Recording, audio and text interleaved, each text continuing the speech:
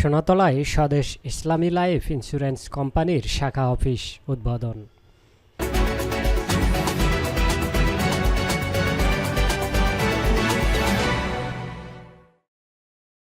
বগুড়ার সোনাতলায় স্বদেশ Islami life insurance company লিমিটেডের শাখা অফিস উদ্বোধন করা হয়েছে। বুধবার ১৩ নভেম্বর দুপুরে সোনাতলার পৌর এলাকার বড়বাজারে আশরাফুল প্লাজার দোতলায় প্রধান অতিথি হিসেবে এই শাখা অফিস উদ্বোধন করেন Swadesh Islami life insurance company লিমিটেডের senior DMD sales and marketing Sheikh Monirul Islam. Swadesh Islami life insurance কোম্পানির ডেপুটি জেনারেল ম্যানেজার ও সোনাতলা শাখা ইনচার্জ মোহাম্মদ নুরুন নবীর সভাপতিত্বে উদ্বোধনী অনুষ্ঠানে বিশেষ অতিথি হিসেবে বক্তব্য রাখেন মোকাররম ফাউন্ডেশনের চেয়ারম্যান মোহাম্মদ জাহিদুল ইসলাম।